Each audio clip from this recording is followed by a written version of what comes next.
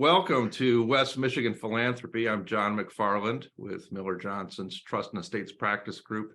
I'm joined today by Mark Tremaine with Cornerstone University. Mark is a regional stewardship manager there with Cornerstone, and we are going to talk about charitable gift annuities today, an important component to any plan giving program at a university or nonprofit. And these are very popular with donors. And Mark, I know that you have had some experience with charitable gift annuities and have worked with your donors. Is there a typical demographic age group that you target or you see setting up a gift annuity contract with Cornerstone more so than any other group?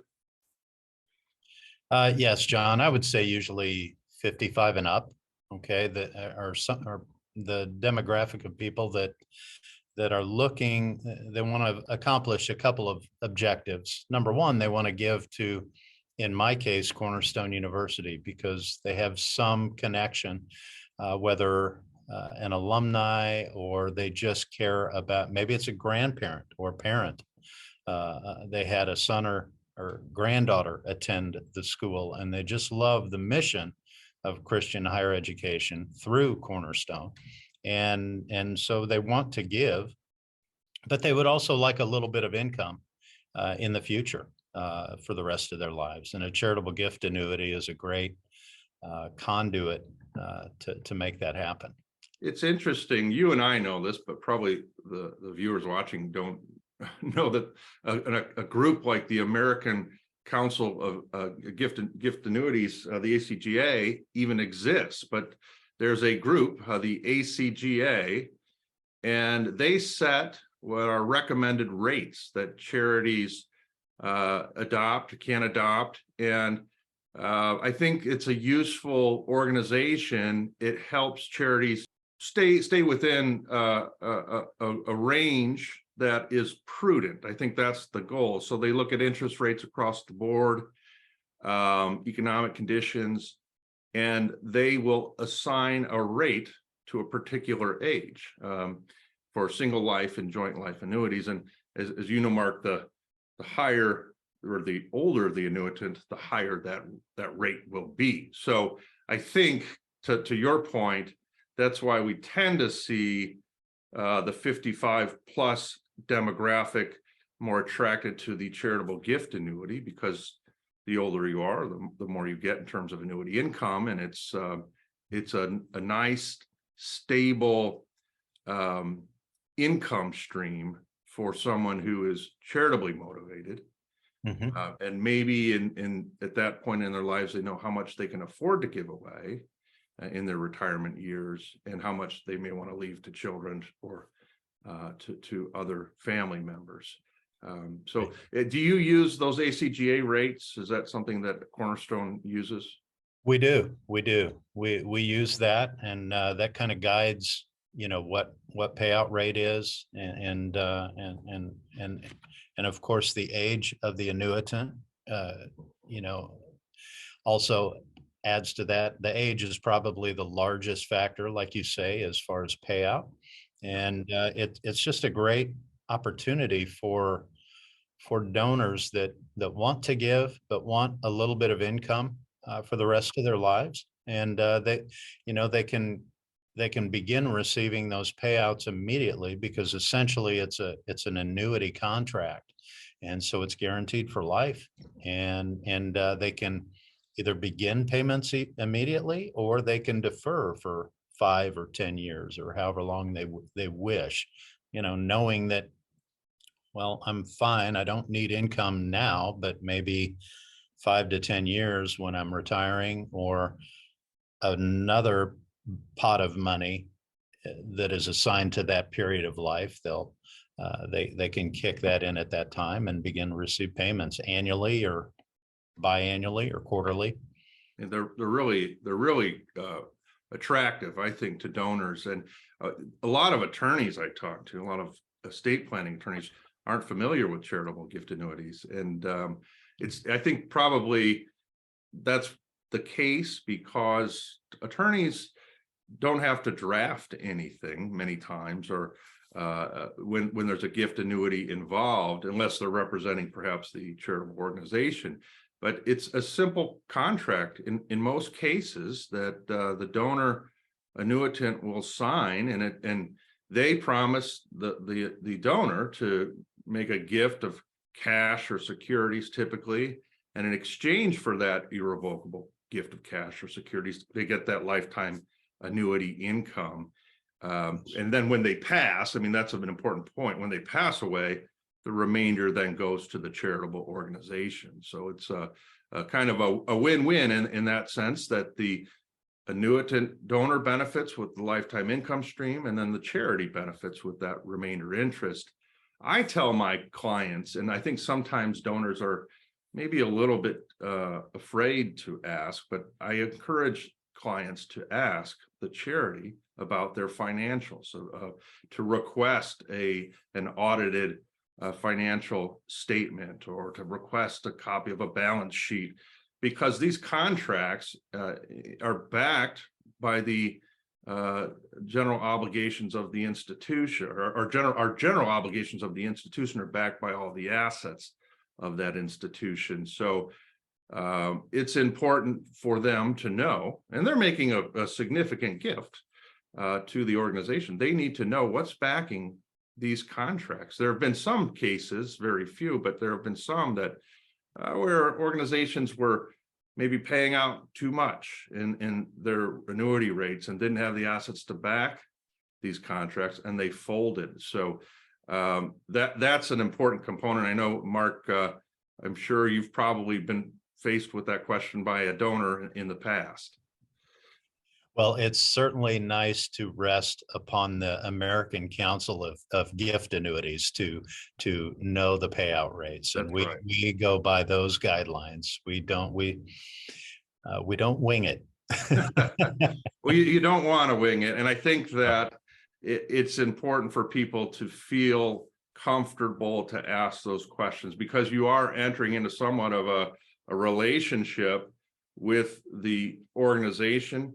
And it's a nice way for donors to get to know the charity, because there's this ongoing, apart from the interest in the charitable operations of the organization, there's this ongoing relationship in terms of payments and tax reporting and communications with the plan giving officers and those who are administering these annuities. So it's a nice way for donors to get to know the institution a little bit better. Well, and John, for us, where we utilize that as just a nice opportunity to deepen the relationship. I quarterly, or like I said, quarterly, biannually, or annually, I get to send those annuity reports. And so it's a great joy to be able to do that and write our donors, a note, sometimes depending on the time of year and the publication that's out, I send them a copy just so that they stay informed.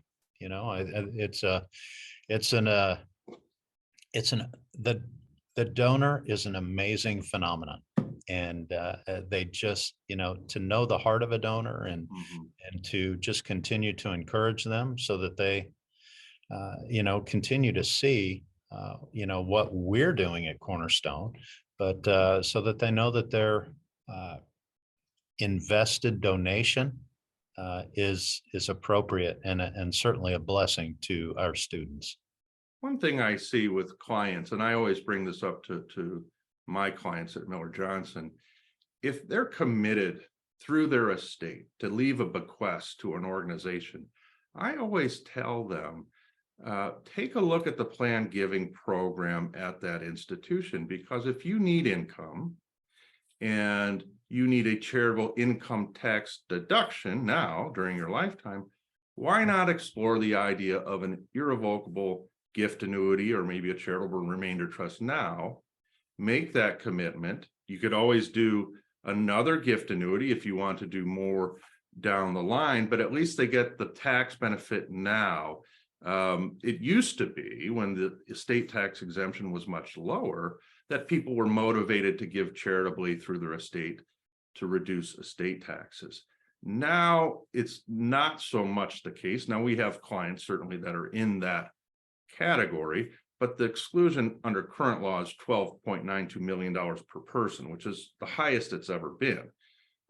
When I first started my career, it was $675,000. So more people were impacted by the estate tax back then, but now I think it's been shifted and people are more focused on income tax deduction. So that's an important part of the discussion with your donors, is they get a deduction for the present value of the remainder interest that ultimately will pass to Cornerstone, the charity. So that's a nice feature for the annuitant as well. Certainly. So the donors love to get that income tax deduction. And I had a sweet saint. We'll call her name Betty. Okay. And Betty already had a charitable gift annuity established with she and her husband years ago.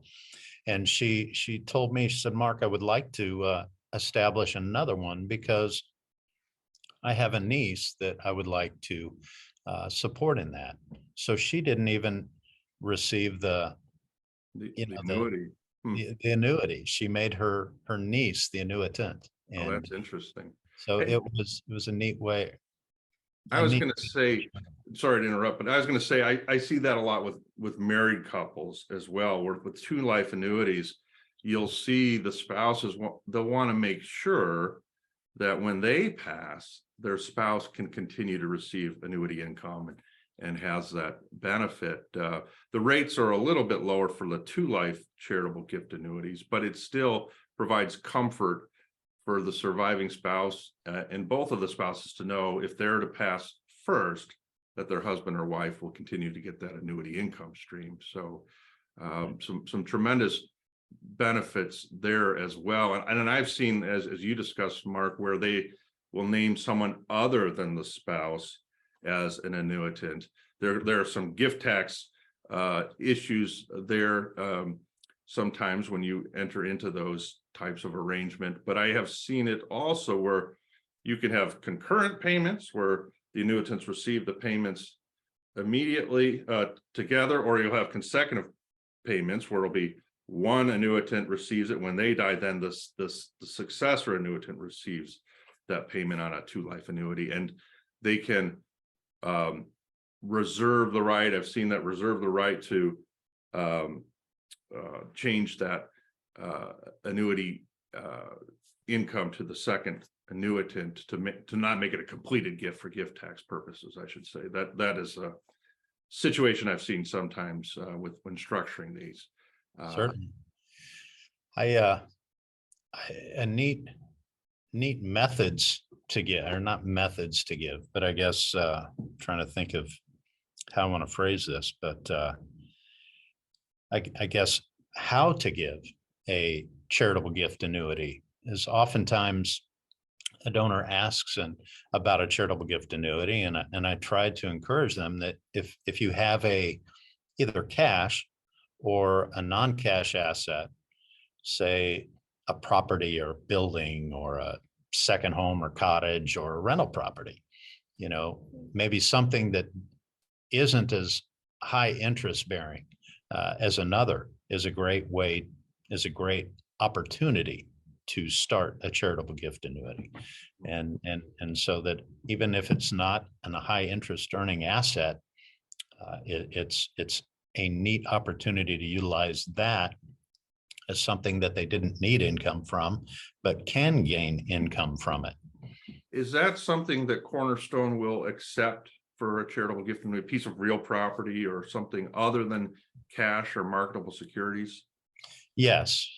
We have policy for that. Usually, and this may be the case at Cornerstone.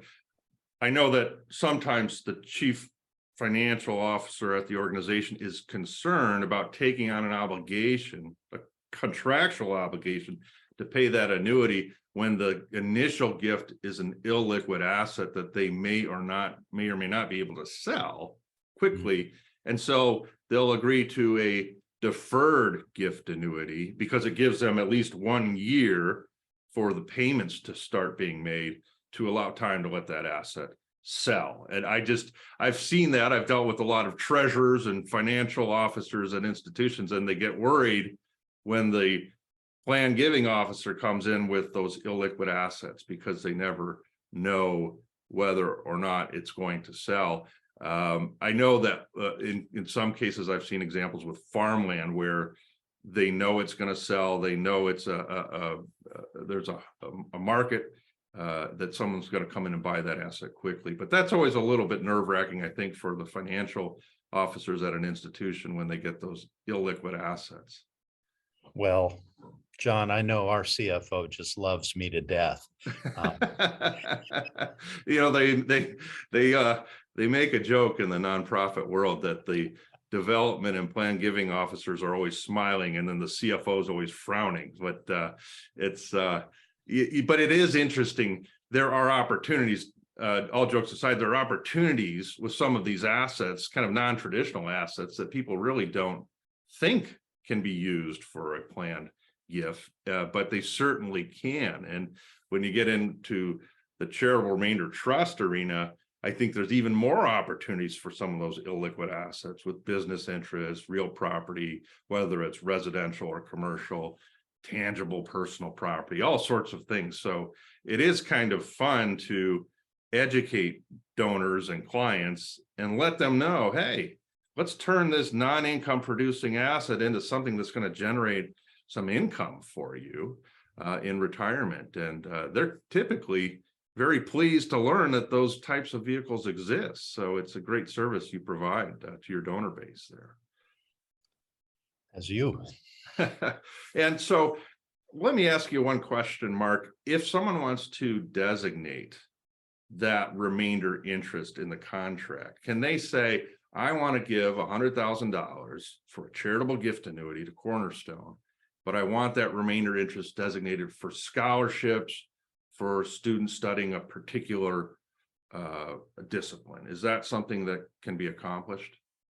Absolutely. Absolutely. We can draft in. I had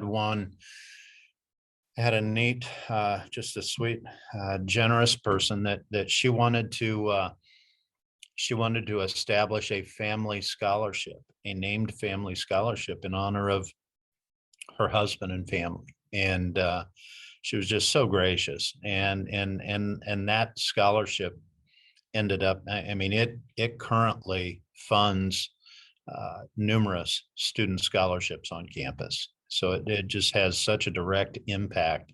So we were able to not only draft the contract, the charitable gift annuity contract, but then we drafted a scholarship that was tied to it. And so once she graduated, then that triggered the other event of this, the charitable gift annuity funding the scholarship. And so it's had just a beautiful impact on our campus, on our students.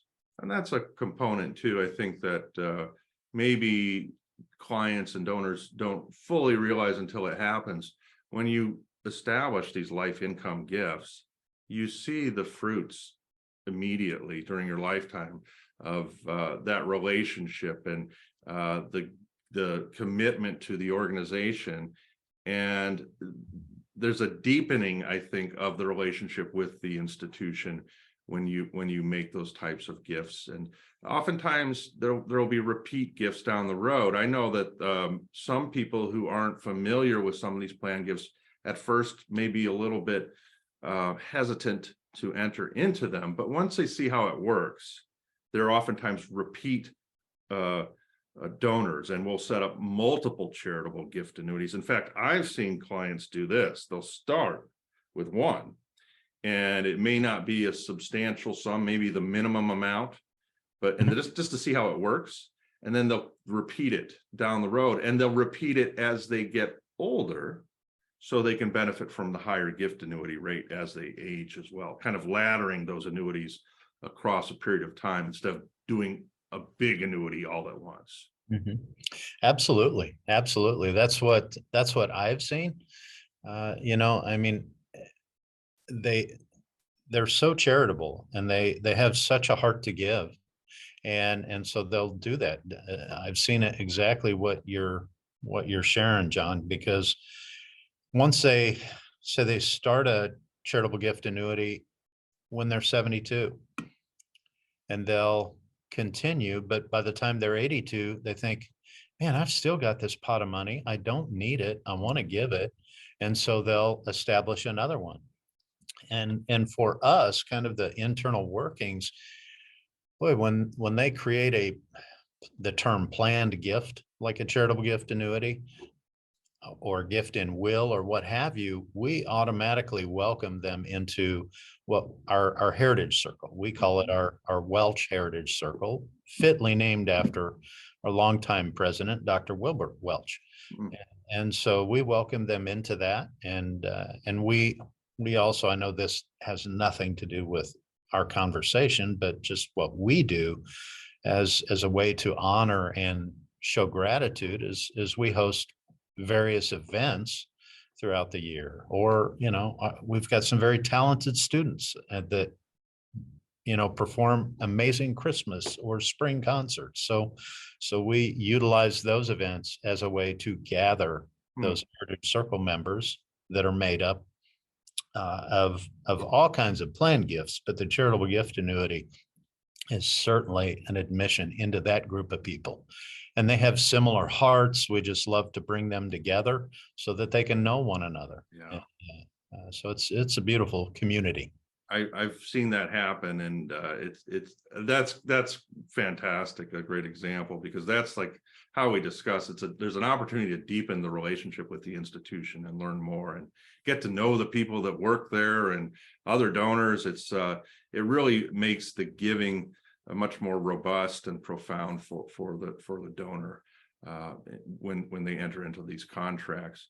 I know that some people get nervous, and I've been in this situation. They hear annuity. Oh no, they get a little nervous when they hear the word annuity, because there have been examples of advisors who have really pushed hard to sell a commercial annuity to gain Right. commission and so forth. And we've seen some abuse in that area. This is a completely different vehicle, the charitable gift annuity. And I think that's something that's important to communicate to clients and donors, that this is a completely different animal, and it is not a commercial annuity that you'll see pitched often, and where you have individuals who are motivated more so by commissions and fees than they are actually doing this sort of good work through charitable planning that we're talking about today. Yeah, absolutely, John. I mean, nobody receives a commission from establishing a charitable gift annuity,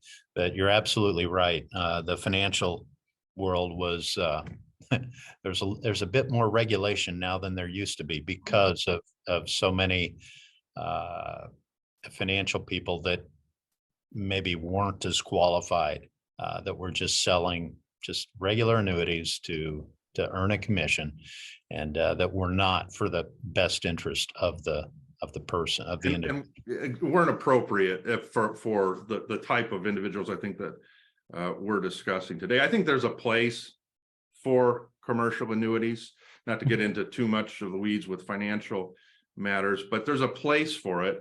But in the past, I think that maybe it was used and sold to people where it was inappropriate. So I'll leave it at that. We'll go further into commercial annuities, but I just wanted to make that point, because I've come across that with clients where they kind of take a deep breath and are concerned when you mention the word annuity. But it's a charitable gift annuity is certainly a completely different type of vehicle, and I think a great one if you're looking to give charitably, receive an income stream, and get an income tax deduction. If those are your motivations, it's a perfect vehicle. So when your donors set up an annuity and that income comes back, and there's a tax component to that. If it's cash, it's taxed. Part of it's taxed as ordinary income, and part of it is tax-free return of principal. And then if it's funded with marketable securities, appreciated marketable securities, there's going to be an ordinary income component, a gain component, and then a basis component when they see that come back for tax reporting purposes. Now, does Cornerstone send out a 1099 then to the annuitant each year? What do I expect if I'm an annuitant with Cornerstone around tax season? How do I report all of this income? Well, first of all, I like to share an illustration so that there are no surprises, and to illustrate as close as our software can illustrate what their tax is going to look like. Okay. And so, yes, we do send out a 1099 form annually, and it will report, the taxable portions, both capital gains and income earned, and so that they're fully informed in that. But again, I like to inform our people at the time, at the time, even before the draft of the contract, just because I don't like surprises. I don't think anybody else does either. So when you sit down with your donors, have an illustration and you go through beforehand what they can expect. Certainly market conditions and the AFR and that sort of thing can change, but you get a general idea when I sit down with you, Mark, and I'm going to set up a gift annuity. Okay, what will my income be? What will the rate be? What will my income tax deduction look like? And I'm able to do my homework, go talk to my advisors, say, is this a good idea? And then come back and sign the contract. That's typically the scenario you see. Absolutely. Absolutely. And do you use Crescendo? I know there are a couple different software programs out there. I know the Crescendo is one, PG Calc is another that I'm aware of. Crescendo is what we use. Yes. Yeah, it's I enjoy that. They're all great. There's some great advisors with all these organizations, but I think for organizations out there listening who are looking to establish a plan giving program, I think the software is an important component of any plan giving program. So you can do what we're talking about, prepare those illustrations, show the donor, this is what you can expect, and provide that information and education so they can make an informed decision before entering into that contract. Absolutely. Yeah. If it were not Crescendo, I would search out another software to use. Yeah. And another important part, I think, for those involved or thinking about setting up a plan giving program is these annuities are regulated in different states. Some states have blanket exemptions where they won't regulate. Some have very strict regulations where you have to get a permit. I know that New York and Washington are two of the more, I guess, strict regimes in terms of charitable gift annuity regulation, where they actually have fined organizations that aren't registered. There are, if charities don't want to handle the administration, which is, I see that a lot with my clients that are nonprofits, they may be startups, or they may not have the staff or resources to hire a bunch of plan giving officers. So they'll work with another organization to do the administration, the contracts, the tax reporting, the 1099s, the payments. Those resources are available out there. I know that one group that comes to mind is CTAC out of Cleveland, Charitable Trust Administration Company. They do that kind of back office work. I know State Street Bank is another one. I think Wells Fargo. There are a lot of different groups that will do that type of work. Not everyone does that. So there's a kind of a circle of individuals and organizations that get involved in the plan gift administration. Renaissance out of Indianapolis, I believe. I don't know if it's still Renaissance. It used to be called Renaissance. There are a lot of groups that can help charities that want to have these programs and provide more to their donors. So that's something that's available as a resource as well. What about what's going on at Cornerstone now? Any particular programs or initiatives that are developing or in process at Cornerstone now? Oh my goodness. There's there's a lot, and it's an exciting time. Um, our new president, Dr. Gerson Moreno Riaño, he's he started in July of 2021, and so he's a year and a half into his tenure, and he is really he's very in tune to higher education, and in particular, in our case, Christian higher ed. And he has a wonderful vision. A part of that vision is to expand our marketing to attract students. We've got a new budding engineering program. Oh, wow. He has started an event every spring and fall called the Wisdom Conversations.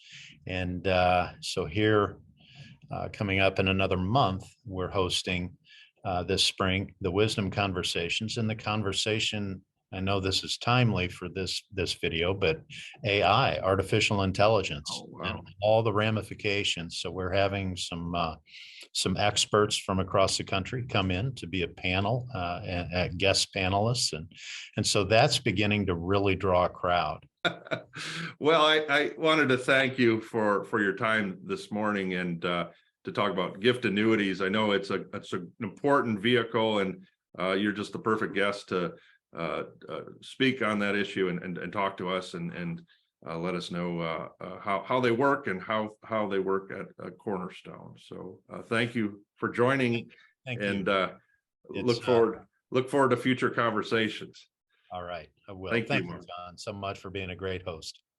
Absolutely. Take care. All right, bye-bye.